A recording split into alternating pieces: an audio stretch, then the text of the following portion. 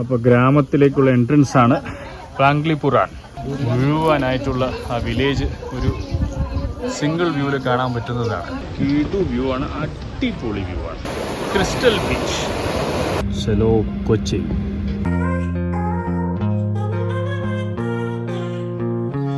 Hi, hello, നമസ്കാരം and welcome to Rajesh Hebbar's official YouTube channel. വീണ്ടും ബാലിയിൽ തന്നെയാണ്. നേരെ പുറകെ ചരിത്രപ്രസിദ്ധമായ ഒരു ഗ്രാമത്തിലാണ്. നമ്മുടെ പാലക്കാടിലുണ്ട്, പാലക്കാട്ടുകാർക്കറിയാം, കൽപ്പാത്തി ഗ്രാമം ഹെറിറ്റേജ് വില്ലേജ് എന്ന് പറയും. അതുപോലെ തന്നെ ഒരുപാട് കാലങ്ങളായിട്ട്, നൂറ്റാണ്ടുകളായിട്ട് വലിയ മാറ്റങ്ങളില്ലാതെ അതുപോലെ തന്നെ പ്രിസർവ് ചെയ്തിട്ടുള്ളൊരു വില്ലേജിലേക്കാണ് വന്നിരിക്കുന്നത്. അതിൻ്റെ വിശേഷങ്ങളിലേക്കാണ് ആദ്യം പോകുന്നത്. അപ്പോൾ ഗ്രാമത്തിലേക്കുള്ള എൻട്രൻസ് ആണ് പ്രാങ്ക്ലിപുറാൻ. അവിടെ എല്ലാവരോടും നമ്മുടെ സാരഥി ശ്വേത കഥകളും കാര്യങ്ങളും വിവരങ്ങളും ഒക്കെ പറഞ്ഞു കൊടുക്കാൻ തുടങ്ങി കഴിഞ്ഞു. Like that? Nah, yeah, the yard which is called Karang Mamadu is for those people who follow polygamy. But no one did it till this time. Because if there is a person to do polygamy, ശരിക്കുള്ള വല്ല cinema set പോലെയുണ്ട്. പക്ഷേ നിങ്ങൾ മനസ്സിലാക്കുന്ന ഏകദേശം 77 കുടുംബങ്ങൾ ഇവിടെ താമസിക്കുന്നുണ്ട്. അവരുടെ ജീവിത രീതി നൂറ്റാണ്ടുകളായിട്ട് മാറ്റാതെ തന്നെ. അതാണ് ഈ സ്ഥലത്തിൻ്റെ ഒരു പ്രത്യേകത. തുടക്കത്തിൽ എന്തായാലും എല്ലാ ടൂറിസ്റ്റ് സ്ഥലങ്ങളുടെ പോലെ സൊവനിയറും കാര്യങ്ങളൊക്കെ ഉള്ള, കുടിക്കാനുള്ള സാധനങ്ങളൊക്കെ ഉള്ള സ്ഥലം. ശ്വേത തന്നെ കറക്റ്റ് ചെയ്തതാണ്. അതായത് വെറും സൊവനിയർ ഷോപ്പല്ല, എല്ലാ വീട്ടുകാരും അവരവരുടെ ബിസിനസ് എന്താണെന്ന് പറഞ്ഞാൽ ആർക്കും ഏത് വീട്ടിൽ വേണമെങ്കിലും കയറി അവരുടെ ജീവിത രീതിയും അവരുടെ വീടും കാണാം. അങ്ങനെ കയറുന്നവർക്ക് വേണമെങ്കിൽ അവരുടെ വീട്ടിൽ നിന്ന് ഇവിടെ എന്താ പറയുക, സൊവനിയറായിട്ടോ അല്ലെങ്കിൽ അവർ ചെയ്തിട്ടുള്ള കൗതുകകരമായിട്ടുള്ള ശില്പവസ്തുക്കളോ എന്തെങ്കിലുമൊക്കെ വാങ്ങാം.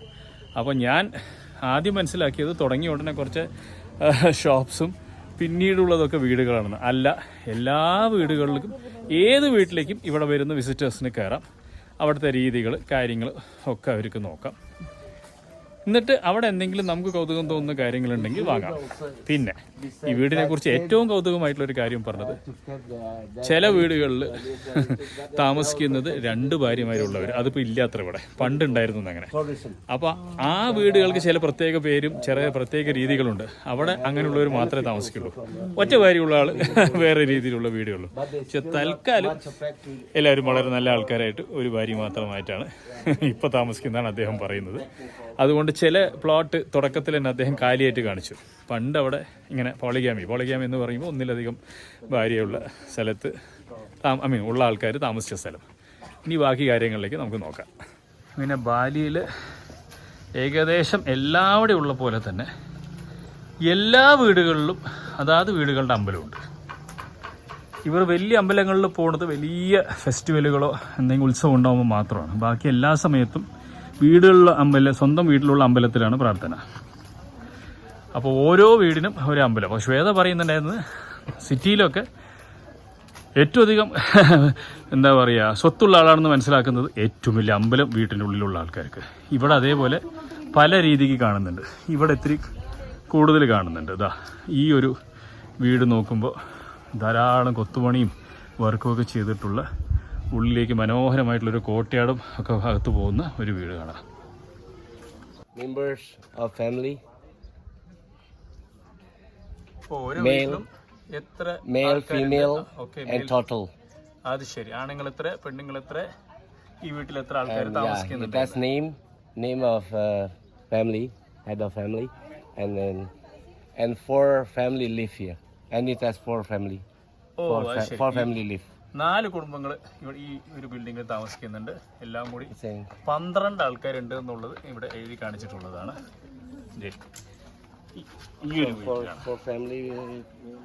അപ്പോൾ അതെ, ശ്വേതയുടെ കൂടെ ഈ വീട്ടിലേക്ക് കയറാൻ പോവാണ്. ഈ വീട്ടിലും 12 ആൾക്കാരാണ് ഉള്ളത്.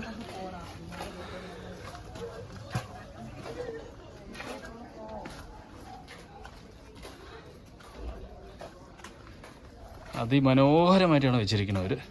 So this is how the yard divided. You have the houses, and mostly like a temple built in the northeast side of the yard, which is considered top yard. The northeast side?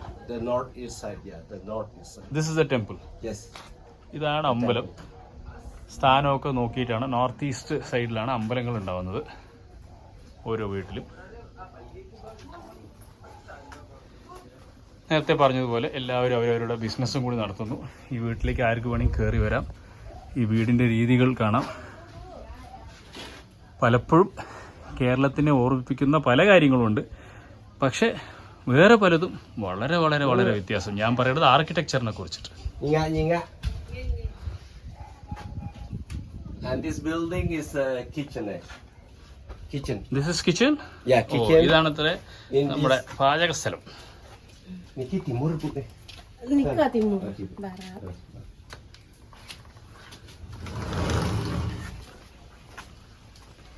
Shweta ഉള്ളതുകൊണ്ട് കാര്യങ്ങളൊക്കെ കൃത്യമായിട്ട് മനസ്സിലാക്കാൻ പറ്റുന്നുണ്ട്. നമ്മളൊന്നും ബുദ്ധിമുട്ടിക്കുന്നില്ല കേട്ടോ. അത് വാങ്ങൂ ഇത് വാങ്ങുന്നൊന്നും പറയുന്നില്ല അവരുടെ ജീവിതത്തിൽ. Each of the building has different function, which is according to the direction. Okay, direction. Which is like in the northeast for the temple, south for the kitchen, and west for sleeping, and then mostly building and the north side is for the parents. For parent bedroom. Okay, ഇതിന് ഞാൻ തർജ്ജമ ചെയ്യേണ്ട ആവശ്യമുണ്ടെന്ന് തോന്നുന്നില്ല. വളരെ കൃത്യമായിട്ട് തന്നെ ശ്വേത പറഞ്ഞു തന്നു. Restroom toilet is built on the southwest side. Okay, ശൗചാലയം എല്ലാം സൗത്ത് വെസ്റ്റ് സൈഡിലാണ്. അതായത് ടോയ്ലറ്റൊക്കെ അവിടെ ദൂരത്ത്. എന്തായാലും അവിടേക്ക് ഞാൻ ടൂറിന് കൊണ്ടുപോകുന്നില്ല. അത് അവരുടെ പ്രൈവസി ആയിട്ടുള്ള സ്ഥലമാണ്. അത് അവിടെയാണെന്നുള്ളത് മനസ്സിലാക്കി. That is regarding concept which is we call Kosala in Bali. Kosala. Oh, that's a concept. That is concept name. Okay. Which is similar to probably like in what you call in Chinese there, like Feng Shui. Yeah, and in India we have Vastu Shastra. Vastu Shastra. നമ്മുടെ വാസ്തു ഒക്കെ നോക്കുന്ന പോലെയും ചൈനീസിൽ Feng shui ഒക്കെ നോക്കുന്ന പോലെയാണെന്നാണ് അദ്ദേഹം പറയുന്നത്. അതിമനോഹരമായിട്ടുള്ള വീടിന് മുമ്പിൽ ഒരു കൊച്ചു ഫൗണ്ടനും അവിടെ ഈ വീട്ടിലുള്ള ആൾക്കാരുടെ ഹെൽമെറ്റും ഉണ്ട്. ഇവിടെ വീട്ടിലുള്ള ആൾക്കാർ താമസിക്കേണ്ടെന്നുള്ളത് നമ്മളെ റിമൈൻഡ് ചെയ്യുന്ന ചില കാര്യങ്ങൾ. ഒരു തത്തമ്മ അതിമനോഹരമായ ഒരു പ്രാചീന കൂട്ടിൽ രസകരമായിട്ടാണ് ചെയ്തിരിക്കുന്നത്. എനിക്ക് അതിശയം തോന്നുന്നത് ഒരാളും വന്നിട്ട് നമ്മുടെ അടുത്ത് ഇത് വാങ്ങും അത് വാങ്ങുന്നൊന്നും പറയുന്നില്ല. അവർ പറയുന്നത് ഇഷ്ടമുണ്ടെങ്കിൽ വാങ്ങും, ആർക്ക് വേണമെങ്കിൽ കണ്ടിട്ട് ഞങ്ങളുടെ ജീവിത രീതി നോക്കിയിട്ട് പോകുന്നുള്ളതാണ്. വളരെ വളരെ സ്വീറ്റായിട്ടുള്ള ആൾക്കാരാണ് ജനറലി ഇവിടെ. അത് തന്നെയാണ് ഇവിടെയും കാണുന്നത്. How old is this, Shweta? How old is this place? I predicted it there since the kingdom was there, which is a Bali kingdom. It there around 8th to 14th century. And Panglipuran? And Panglipuran was in around that 11th century. Oh, okay. 11ാം നൂറ്റാണ്ടിലുള്ള ഒരു ഏരിയയാണ് നമ്മൾ കണ്ടുകൊണ്ടിരിക്കുന്നത്. ഇദ്ദേഹം പറയുന്നത് ആവുന്നത്ര വലിയ മാറ്റങ്ങളില്ലാതെ ഇവരതേപോലെ preserve ചെയ്യാൻ നോക്കിയിട്ടുണ്ട്. അത് കാണാനുമുണ്ട്. പഴയ മതിൽക്കെട്ടുകളും പഴയ സ്കൾപ്ചറും ആർക്കിടെക്ചറും ഒക്കെ. ധാരാളം ആൾക്കാർ വരുന്നുണ്ട്. Bali Banjar, which is used for meeting of the villages people when they have things to do or has to discuss something for village progress. It will be conducted here. So it's called Bali Banjar. ഇവിടെയാണ് നമ്മുടെ kind like hall meeting. Meeting ഒക്കെ നടത്താൻ. അതായത് ഈ ഗ്രാമത്തിലുള്ള ആൾക്കാരൊക്കെ വലിയ വലിയ കാര്യങ്ങളൊക്കെ തീരുമാനങ്ങൾ എടുക്കണമെങ്കിൽ ഇവിടെയാണ് ബാലി ബഞ്ചാർ. കണ്ടില്ലേ ഓടുമേഞ്ഞത്. പക്ഷേ എൻ്റെ രീതികൾ വ്യത്യാസമാണ്. ഞാൻ കാണിച്ചു തരാം. മരമാണെന്നാണ് തോന്നുന്നത്. അതെ, മരമാണ്. ബാംബു ആണെന്ന് അദ്ദേഹം പറയാം. ഇവിടെ കൂടുതലും ബാംബു ആണ്. മുള വെച്ചിട്ടാണുള്ളത് മിക്കതും ക്രിയേറ്റ് ചെയ്തിരിക്കുന്നത്. 4-5 layers of bamboo is there made. 4-5 layers of bamboo? Yes, bamboo. 4-5 layer bamboo വെച്ചിട്ടാണ് ഇതൊക്കെ only for rope, but it all entire building earlier was made of bamboo only. Okay. അദ്ദേഹം പറയുന്നത് അതാണ്. പണ്ടത്തെ കാലത്ത് ഇവിടെയൊക്കെ ബാംബു തന്നെയായിരുന്നു. ഈ ഒരു സ്ഥലത്ത് ഇപ്പോഴും അവരതുപോലെ തന്നെ അത് നിലനിർത്തിക്കൊണ്ടുവരുന്നു.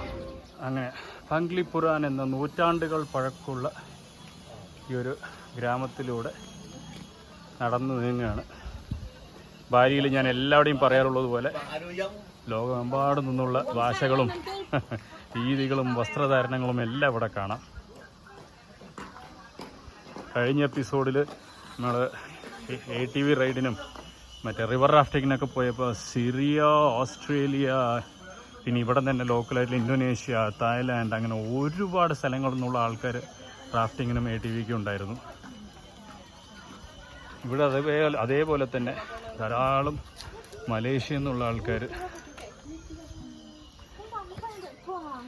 തായ്ലാൻഡിൽ നിന്നുള്ള ആൾക്കാർ, പിന്നെ നമ്മളെപ്പോലെ ധാരാളം ഇന്ത്യൻസ് ധാരാളം ഉണ്ടെന്ന് പറയുമ്പോൾ അതിൽ ഏറ്റവും കൗതുകമുള്ളൊരു കാര്യം, ഇവിടെ ആദ്യമൊക്കെ ഒരുപാട് വർഷങ്ങളായിട്ട് ഏറ്റവും അധികം ടൂറിസ്റ്റ് വരുന്നുണ്ടായിരുന്നു ഓസ്ട്രേലിയയിൽ നിന്നാണ്.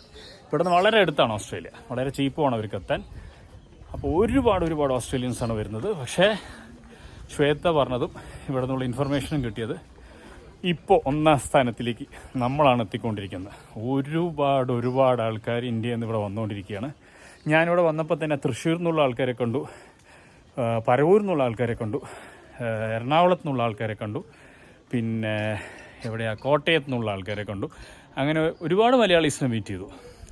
പാലക്കാട്ടുകാരനെയും കണ്ടു. അതെ അപ്പം അങ്ങനെ എന്താ പറയുക, ഒരുപാട് കേരളക്കാരും എത്തുന്നുണ്ട്. അപ്പോൾ നിങ്ങളുടെ ലിസ്റ്റിൽ ഈ സ്ഥലം എന്തായാലും പെടുത്തിക്കൊള്ളൂ. ഇത് വെറുതെ കാര്യത്തിന് വേണ്ടി പറയല്ല, അതായത് വെറുതെ ഒരു എപ്പിസോഡിന് വേണ്ടി പറയല്ല. അതിഗംഭീര സ്ഥലം. നിങ്ങൾക്ക് ചരിത്രം വേണമെങ്കിൽ ചരിത്രം, കൾച്ചർ വേണമെങ്കിൽ കൾച്ചർ, അതല്ലെങ്കിൽ അഡ്വഞ്ചർ വേണമെങ്കിൽ അഡ്വഞ്ചർ. അടിപൊളിയാണ് ബാലി. അങ്ങനെ നടന്ന് ഒരറ്റം എത്തിയപ്പോൾ കുറേ സ്റ്റെപ്പ് കയറിയപ്പോൾ അതിഗംഭീരമായിട്ടുള്ള ഈ ഒരു സ്കൾച്ചറും കൊത്തുപണികളുള്ള ഈ ഒരു മനോഹരമായ ഒരു ശില്പം എന്ന് പറയാം, അല്ലെങ്കിൽ ഒരു ബിൽഡിങ്ങിൻ്റെ ഭാഗം എന്ന് പറയാം. ഈ സൈഡിലുള്ള ഓട് പോലെ കാണുന്നതൊക്കെ ബാമ്പു ആണേ. ഇതടക്കം ഞാൻ വന്ന വഴി ഇതാണ് കേട്ടോ. മുഴുവനായിട്ടുള്ള ആ വില്ലേജ് ഒരു സിംഗിൾ വ്യൂവിൽ കാണാൻ പറ്റുന്നതാണ്. ഒരു രസകരമായ മണ്ഡപം. ഇപ്പോൾ നിങ്ങൾ കണ്ടത് ഈ കൊത്തുപണിയുള്ള സംഭവമൊക്കെ ഒരു അമ്പലമാണ്. അതിൻ്റെ നേരെ ഇപ്പുറത്താണ് ഈ രസകരമായ ഒരു മണ്ഡപം പോലുള്ളത്. ഇവിടെ നിന്ന് ഞാൻ ഇവിടുത്തെ കൊത്തുപണിയും ശില്പകലയൊക്കെ നമുക്ക് എടുത്തുനിന്ന് കാണാം.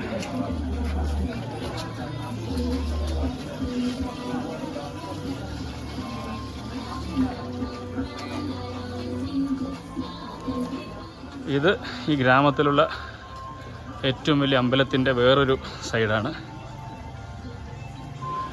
മതിലുകൾ തന്നെ ഭയങ്കര രസമാണ് കാണാൻ. ഇതൊക്കെ നമ്മുടെ ഇവിടെ ഉണ്ട്, പക്ഷേ വേറെ കൾച്ചറാണല്ലോ, വേറെ രീതികളാണ്. കൊത്തുപണികളുടെ രീതി വേറെയാണ്, നമ്മുടെ ഈ ഒരു റൂഫ് ഉണ്ടാക്കിയിരിക്കുന്ന രീതി വേറെയാണ്, ജീവിത രീതി വേറെയാണ്, ആചാരങ്ങൾ പലതും വേറെയാണ്. പക്ഷേ ഒരു കുടക്കീഴിലാണ് പലതും കിടക്കുന്നത്. നമ്മുടെ ഇന്ത്യൻ കൾച്ചറിൽ പറയുന്ന പോലെ വസുദേവ കുടുംബകം, അതായത് മുഴുവൻ ലോകം ഒരു കുടുംബമാണെന്ന് പറയുന്നത് ഇതുപോലെ ട്രാവൽ ചെയ്യുമ്പോഴാണ് മനസ്സിലാക്കുന്നത്. നമ്മുടെ രാജ്യത്തിൽ നിന്നും വന്ന പല കാര്യങ്ങളാണ് രാമായണവും മഹാഭാരതവും ഒക്കെ ഇവരുടെ കൾച്ചറിൽ നിറഞ്ഞു നിൽക്കുന്നത്. അതായത് ബാലിയിൽ ഞാൻ പറയുന്നത്.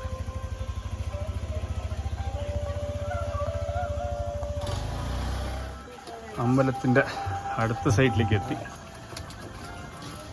അകത്തേക്ക് പ്രവേശനമില്ല. ഞാൻ നേരത്തെ പറഞ്ഞതുപോലെ ഇവിടെ വലിയ അമ്പലങ്ങളിലൊക്കെ 1-2 അമ്പലങ്ങൾ ഒഴികെ വലിയ അമ്പലങ്ങളിലൊക്കെ ഉത്സവ സമയത്ത് മാത്രമേ പബ്ലിക്കിന് പ്രവേശനമുള്ളൂ. ബാക്കി എല്ലാ സമയത്തും അവരവരുടെ വീട്ടിലുള്ള അമ്പലങ്ങളിലാണ് പ്രാർത്ഥന നടക്കുന്നത്. ഒരുപാട് സിമിലാരിറ്റീസ്, അതായത് ഒരുപോലെയാണെങ്കിലും ഒരുപാട് വ്യത്യാസങ്ങളുമുള്ള ഒരു നാടും നാടിൻ്റെ രീതികളും. ഇവിടേക്ക് വരുമ്പോൾ അതെ അറ്റകുറ്റപ്പണികൾ ഇപ്പോൾ മെയിൻ്റനൻസിൻ്റെ ആയിട്ട് നടന്നുകൊണ്ടിരിക്കുകയാണ്. ഹലോ,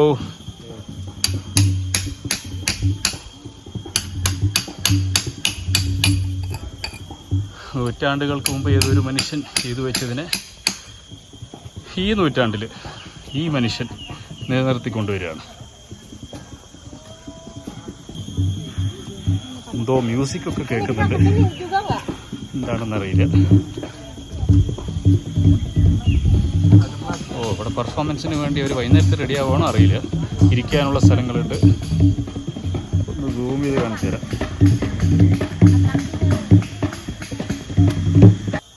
ഒരു രസകരമായ വഴി ഉണ്ടാക്കി വെച്ചിട്ടുണ്ട്. എങ്ങോട്ടാണെന്നൊന്നും അറിയില്ല. എന്തായാലും കയറി നോക്കാം. കാണാൻ നല്ല രസമുണ്ട്. ഫുൾ മരങ്ങളെ ചുറ്റും, അതുകൊണ്ട് നല്ല ഷെയ്ഡുണ്ട്. നമ്മുടെ കേരളം പോലെ തന്നെ അത്യാവശ്യം നല്ല ചൂടുള്ള സ്ഥലമാണ് ബാലി.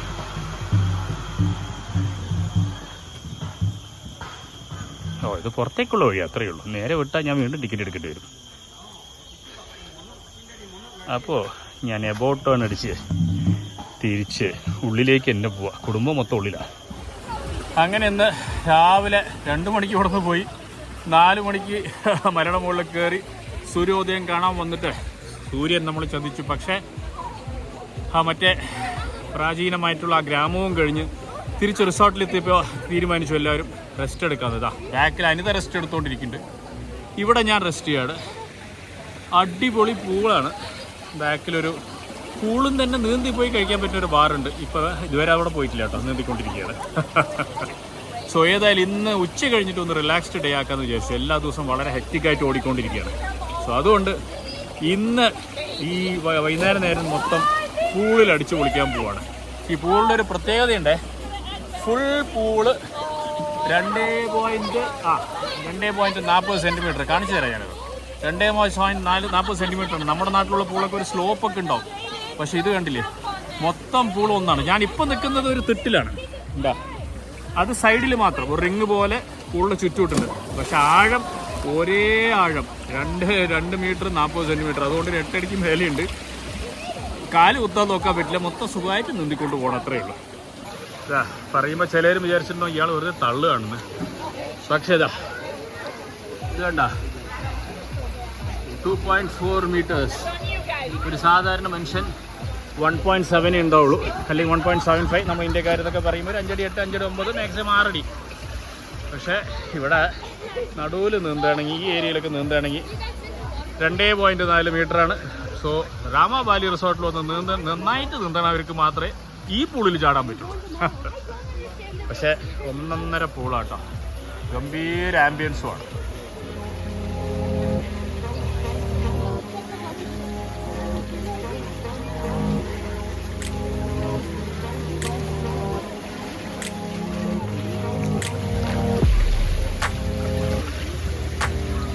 ഞാൻ നേരത്തെ നീന്തിയിട്ട് കയറി. ഇതാ എൻ്റെ മോൻ നല്ല പെരുമഴയത്ത് അവിടെ നീന്തിക്കൊണ്ടിരിക്കേണ്ടതാ. ഇവിടെ കാണാമല്ലോ മോൻ്റെ ഫിയാൻസി. ഇതാ മാൻസിയും മഴയത്ത് തന്നെയാണ്. പക്ഷേ ഇത്തിരി ഇപ്പുറത്ത് ഇവിടെ ഒരു സോഫ്റ്റ് ഡ്രിങ്ക്സും കോക്ടെയിൽസൊക്കെ സെർവ് ചെയ്യുന്നൊരു ബാറുണ്ട്. ഇതാ മോൻ മഴയത്ത് തന്നെ. ഏതായാലും സ്വിമ്മിംഗ് പൂൾ ആയതുകൊണ്ട് മഴയത്ത് മഴ എൻജോയ് ചെയ്യുന്നത്.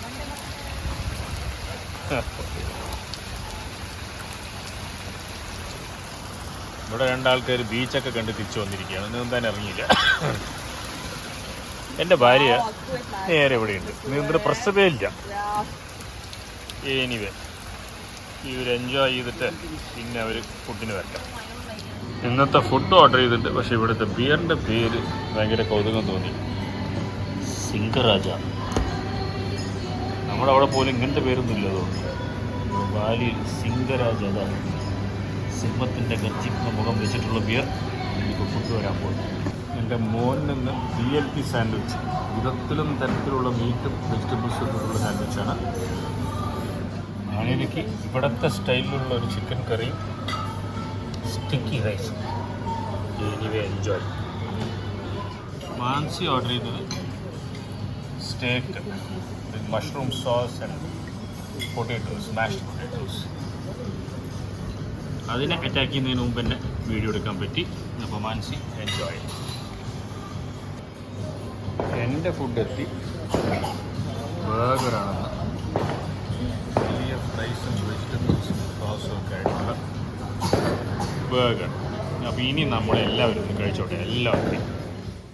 അങ്ങനെ ആക്ടിവിറ്റീസിൻ്റെ ഫൈനൽ ദിവസമാണ്. കടലിലേക്കാണ് പോണത്. അപ്പോൾ ഇത്തിരി നേരത്തെ തന്നെയാണ്. പെട്ടെന്ന് ബ്രേക്ക്ഫാസ്റ്റ് കഴിച്ചിട്ട് കടലിൻ്റെ അവിടേക്ക് പോകണം. കടലിൽ എന്താണെന്നുള്ളത് കടലെത്തിയിട്ട് കാണിച്ചു തരാം. അപ്പോൾ ഏതായാലും നമ്മൾ പോയി ബ്രേക്ക്ഫാസ്റ്റ് അടിക്കട്ടെ.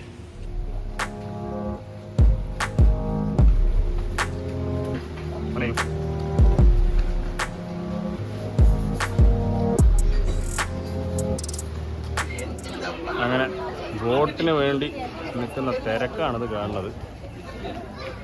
ഓരോ സമയത്ത് പോകണ ബോട്ടിൻ്റെ ടിക്കറ്റ് ഓരോരുത്തർ കൊടുത്തിട്ടുണ്ട്. നമ്മുടെ അടുത്ത് ഇവിടെ വന്ന് വെയിറ്റ് ചെയ്യാൻ പറഞ്ഞു. അവിടുത്തെ ആദ്യത്തെ പോയിന്റ് നമ്മൾ കിടന്നത് അവിടെ കിടത്തി വിടുന്ന പോയിന്റിന്. എന്നിട്ട് ഇവിടെ വന്ന് വെയിറ്റ് ചെയ്തുകൊണ്ടിരിക്കുകയാണ്. അപ്പോൾ അതെ, ബോട്ട് കയറേണ്ട സ്ഥലം, ഇവിടുത്തെ ബോട്ട് സ്റ്റേഷൻ നുസ പെനിഡയാണ് ഇന്ന് നമ്മൾ പോകുന്ന സ്ഥലം. അവിടെ ഒരുപാട് ഐലൻഡ്സും ഒരുപാട് സ്നോർക്കലിംഗ് സ്ഥലങ്ങളും ഉണ്ട്. കാലാവസ്ഥ നന്നായി നിൽക്കുന്നുണ്ട്. മഴ വന്നില്ലെങ്കിൽ രക്ഷപ്പെട്ടു. അപ്പോൾ ഇന്നത്തെ നുസ പെനിഡ ട്രിപ്പ് എങ്ങനെ ഉണ്ടാവുമെന്ന് നോക്കാം.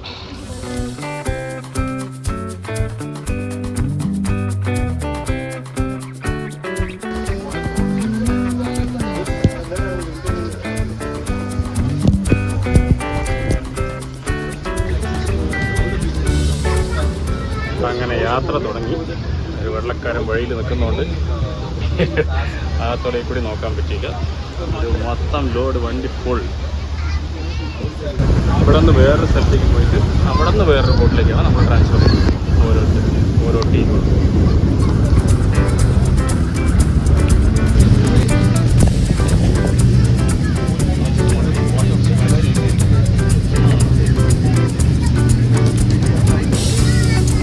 അങ്ങനെ ഫസ്റ്റ് പോയിന്റിലെത്തി. അടിപൊളി സ്ഥലം. ഇവിടെ നിന്നാണ് നമ്മൾ അടുത്ത ബോട്ടിലേക്ക് എത്തേണ്ടത്. അവിടേക്ക് നേരെ അടുത്ത ബോട്ടിലേക്കാണോ അല്ലെങ്കിൽ കാറിലേക്ക് വേറെ പോയിന്റിലേക്ക് കൊണ്ടുപോകുമോ എന്നുള്ളത് നമുക്കവിടെ നോക്കാം. നമ്മളെ മീറ്റ് ചെയ്യാൻ പോകുന്നത് ഒമാങ് പറഞ്ഞ ഒരാളാണ് എന്നാണ് പറയുന്നത്. മിസ്റ്റർ ഒമാങ്, ഇവിടെ നിങ്ങൾ അങ്ങനെ ഇന്ന് മൊത്തം ബീച്ചസിലേക്കാണ് പോണത്. ഇത് നമ്മുടെ ഡ്രൈവറാണ്, ഇവിടുത്തെ സാരഥി ഒമാങ് എന്ന് പറഞ്ഞത്. അദ്ദേഹത്തിൻ്റെ കൂടെ 3-4 ബീച്ചുകൾക്ക് പോവുകയാണ്. ഓരോ സ്ഥലത്തെത്തുമ്പോൾ അവിടുത്തെ കാര്യങ്ങളും വിശേഷങ്ങളും പറയാം.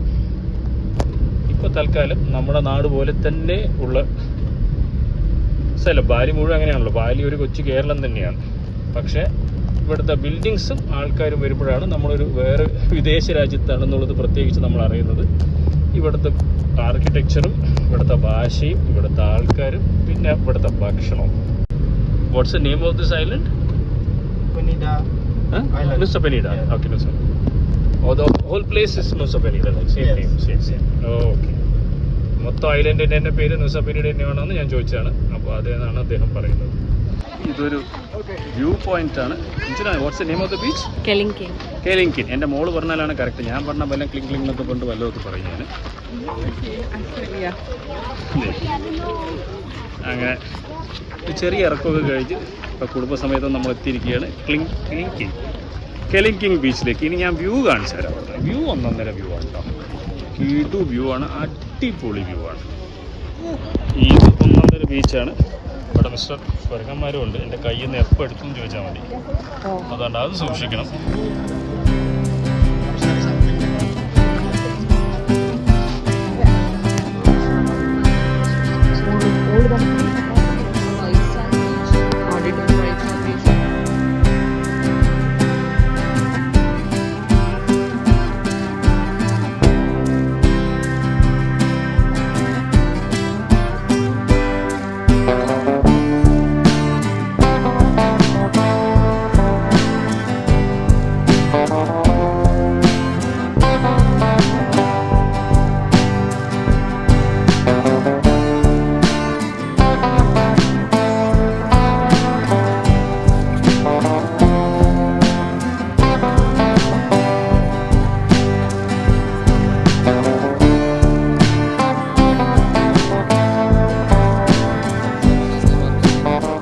എല്ലാ സ്ഥലങ്ങളും പോലെ ഇവിടെ മലമുകളിലൊരു അമ്പലം, പിന്നിൽ അതിമനോഹരമായ കടലിൻ്റെ വ്യൂ.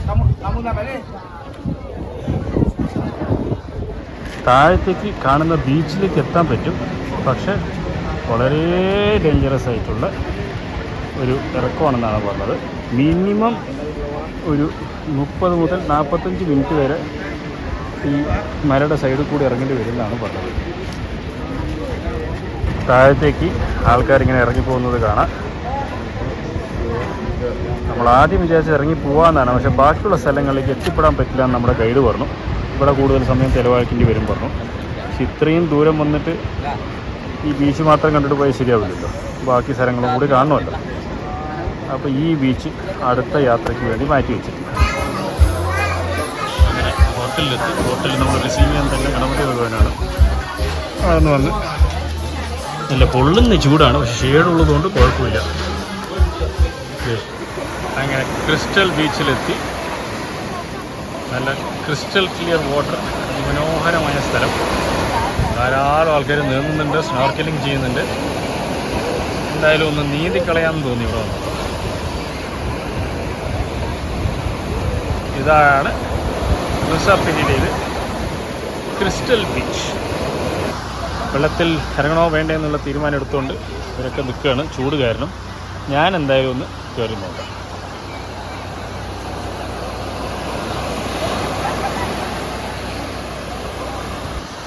സൺസ്ക്രീനൊക്കെ ഇട്ടിട്ട് ആകാശം റെഡി ആയിക്കൊണ്ടിരിക്കുകയാണ്.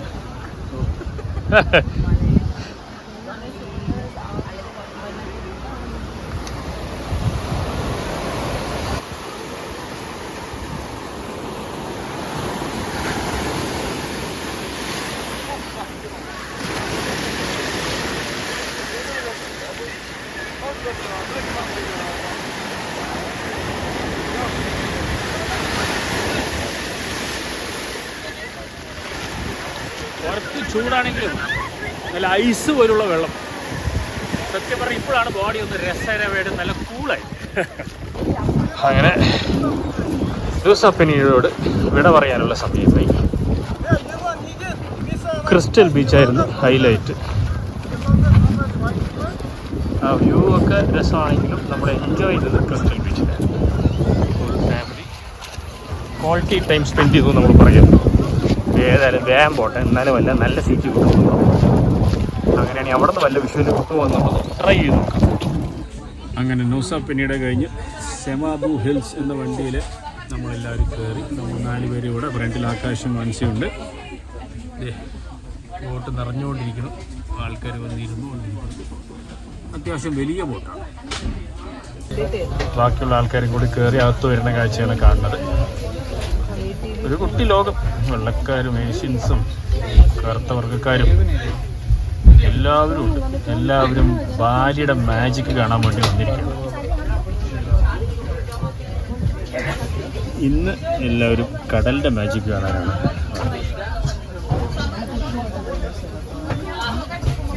അപ്പോൾ ഏതായാലും യാത്ര തുടങ്ങട്ടെ. അങ്ങനെ നുസാ പെനിൻസുല ഐലൻഡിൽ നിന്നും ബാലിയിലേക്കുള്ള മടക്ക യാത്ര തുടങ്ങി.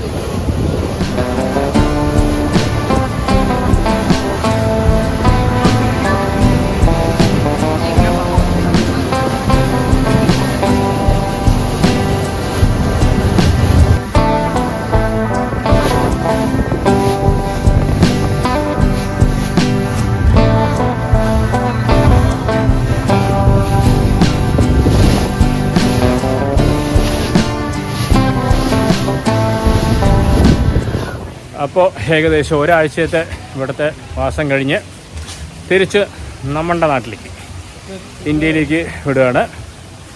അടിപൊളിയായിരുന്നു രാമ റിസോർട്ടിലുള്ള സ്റ്റേ. എല്ലാ രീതിയിലും അടിപൊളി ആംബിയൻസ്, അടിപൊളി ആൾക്കാർ, നല്ല ഫുഡ്. പക്ഷേ ഏറ്റവും വലിയ സ്പെഷ്യാലിറ്റി ഇവിടുത്തെ ആൾക്കാർ തന്നെയാണ്. ഒരുപാട് നല്ല ആൾക്കാർ, എന്നും ചിരിച്ച മുഖമൊക്കെ വെച്ചിട്ടുള്ള ആൾക്കാർ. അതാണ് നമ്മുടെ ഏറ്റവും വലിയൊരു പ്ലസ് പോയിൻ്റായിട്ട് എനിക്ക് തോന്നുന്നത് ഇവിടുത്തെ.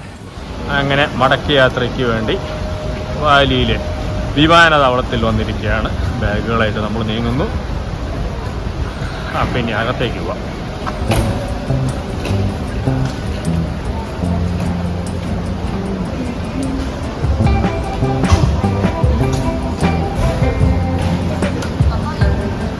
അങ്ങനെ ഇമിഗ്രേഷനും കഴിഞ്ഞു, എല്ലാം കഴിഞ്ഞു. നേരെ കോലാലംപൂരിലേക്ക് വണ്ടി കയറാൻ പോവാണ്. അവിടെ പോയിട്ടാണ് കൊച്ചിനിലേക്ക് മാറി കയറുന്നത്. സോ ഗേറ്റ് 3 ആണെന്നാണെന്നൊക്കെ തോന്നുന്നത്. അത് നോക്കാം. അതുവരെ ഇവിടെ ചുറ്റിക്കിറങ്ങാം. നല്ലൊരു ഡ്യൂട്ടി ഫ്രീ ഏരിയയാണ്. ഫ്ലൈറ്റിൽ കയറുന്നത് വരെ ഇവിടെ കറങ്ങാം.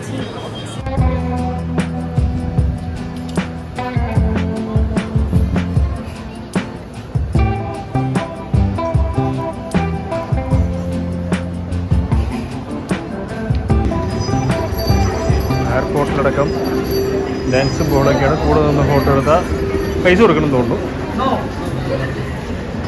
നല്ല ഭംഗിയായിട്ട് ഡാൻസ് ചെയ്തിട്ടുള്ള ട്രഡീഷണൽ ഡ്രസ്സിലുള്ള ഒരാണും 4 പെണ്ണുങ്ങളും.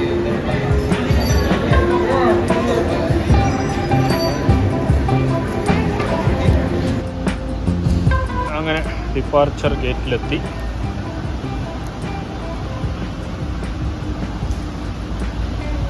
പുറത്ത് വിമാനങ്ങൾ റെഡി ആയിക്കൊണ്ടിരിക്കുകയാണ്. നമ്മുടെ ഡിപ്പാർച്ചർ ഗേറ്റ് 3 ആണ്.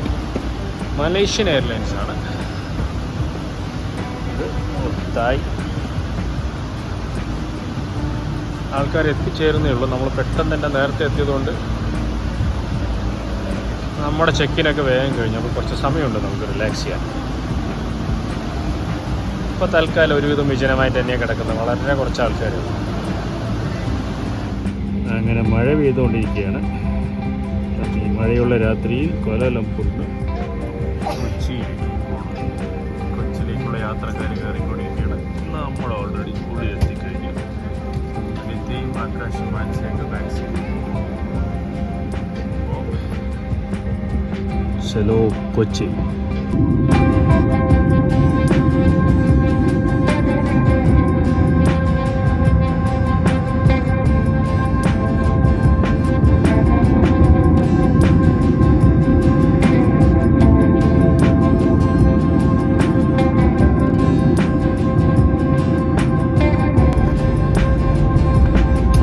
Tuan-tuan dan puan-puan, selamat datang ke lapangan terbang antarabangsa Kochi. അങ്ങനെ കൊച്ചിയിൽ ഇറങ്ങി നേരെ വീട്ടിലേക്ക് പോയി. ന്യൂ ഇയർ ഫാമിലിയുമായിട്ട് പാലക്കാടിൽ തന്നെ സ്പെൻഡ് ചെയ്തു. അത് കഴിഞ്ഞ ഉടനെ നേരെ തിരിച്ച് ഷൂട്ടിങ്ങിലേക്ക് കയറി. ഷൂട്ടിങ്ങിൻ്റെ ലൊക്കേഷൻ്റെ അടുത്തുള്ള ഹോട്ടലിലാണ്. ഏതായാലും 3 എപ്പിസോഡുകളായിട്ട് നിങ്ങൾക്ക് ബാലി യാത്രകൾ ഞാൻ ഫാമിലിയായിട്ട് പോയതിൻ്റെ വിശേഷങ്ങളാണ് പറഞ്ഞത്. അപ്പോൾ അവിടുത്തെ പല കാര്യങ്ങളും നിങ്ങൾ കണ്ടു. അവിടുത്തെ പ്രകൃതി ഭംഗി, അവിടുത്തെ എന്താ പറയുക, ഫുഡിനെ കുറിച്ചൊക്കെ. പക്ഷെ എൻ്റെ മനസ്സിൽ എന്നും എന്നും എന്നും തങ്ങി നിൽക്കാൻ പോകുന്നത് അവിടുത്തെ മനുഷ്യരാണ്. അവരുടെ സ്നേഹം, അവർ വളരെ സ്വീറ്റ് ആയിട്ടുള്ള ആൾക്കാർ. നമ്മൾ കൂടുതൽ ട്രാവൽ ചെയ്യുമ്പോഴാണ് മനസ്സിലാക്കുന്നത് ലോകം മുഴുവൻ നല്ല ആൾക്കാരാണ്. നമ്മൾ വ്യത്യസ്തരാണെന്ന് വിചാരിക്കുന്നതാണ്. നമ്മൾ അടുത്തറിയുമ്പോഴാണ് അറിയുന്നത് നമ്മളെല്ലാവരും ജസ്റ്റ് മനുഷ്യരാണെന്നുള്ളത്. അപ്പോൾ എല്ലാവരും ട്രാവൽ ചെയ്യുക. പുറത്തുനിന്ന് മാത്രമല്ല കേട്ടോ, നമ്മുടെ ഇന്ത്യയിൽ തന്നെ നമ്മളെല്ലാവരും അതെ. ഒരുപാട് സ്ഥലങ്ങൾ നമ്മൾ കാണാറേ ഇല്ല.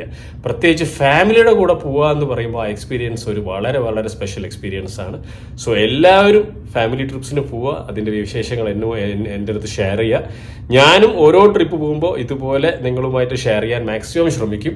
ഞങ്ങൾ ഏതായാലും പ്ലാൻ ചെയ്തു ഇനി കൂടുതൽ ലോകത്തുള്ള രാജ്യങ്ങളും നമ്മുടെ ഇന്ത്യയിലുള്ള കാണാത്ത സ്ഥലങ്ങളും എല്ലാം കാണാം. അതും ഫാമിലിയായിട്ട് പോകാൻ മാക്സിമം ശ്രമിക്കുക എന്നുള്ളത്. ഈ 3 എപ്പിസോഡും നിങ്ങൾക്ക് ഇഷ്ടപ്പെട്ടു എന്ന് കരുതുന്നു.